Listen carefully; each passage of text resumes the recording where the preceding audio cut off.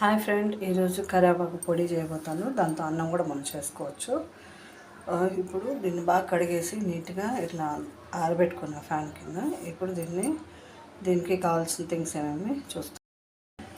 కరివేపాకు పొడికి జీలకర్ర half spoon, ధనియాల హాఫ్ స్పూను, 1.5 స్పూన్ ఉద్దిపప్పు, 1.5 స్పూన్ పచ్చనిపప్పు తీసుకున్నాం కదా. ఇవి చింతపండు అంతా, ఫ్లాక్స్ సీడ్స్ చూసారా. మనం డైట్ దీంతో పాటు ఈ పప్పులు కూడా పెట్టేస్తాము.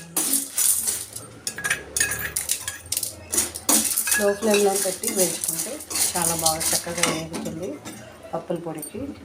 దీనిలో రైస్ కూడా చేసుకోవచ్చు. ఆ పప్పుల పొడి దోశకి, ఇడ్లీకి బాగుంటుంది.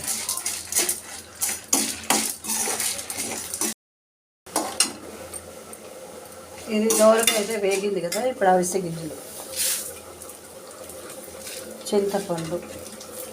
నేను మామూలుగా చింతపండు వేయను, ఈసారి చింతపండు వేస్తున్నాను. నువ్వులు కూడా వేసేస్తాను.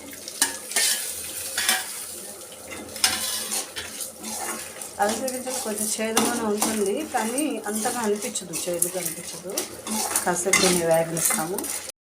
దీనిలో తెల్లగడ్డలు కూడా వేసేస్తాము. అవిసె గింజలు చెట్టుపట్లు ఆడుతాను. కొంచెం పసుపు కూడా వేసాను నేను. నువ్వులు అంతా. ఇప్పుడు కరివేపాకు వేయించుకోవడానికి 2 స్పూన్ ఆయిల్ వేసుకుంటాను నేను. కరివేపుకున్న కరివేపాకు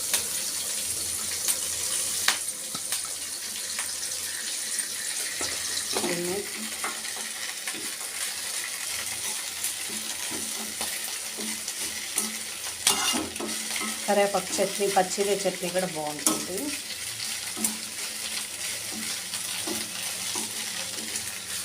కాస్త వేగనిస్తాం దీన్ని. వేగిపోయింది చూసారా. ఇప్పుడు దీన్ని మనం పొడి చేసుకుందాం. ఫస్ట్ ఆకును వేసి చేసుకున్నాక మళ్ళీ పప్పులు వేసుకుందాం. సాల్ట్ వేసేస్తాము, మిక్సీకి వేస్తాం. ఆకు మెదిగింది కదా, ఇప్పుడు పప్పులు వేసేస్తాము. వేసి మిక్సీకి వేసేస్తాం. రెడీ అయిపోయింది.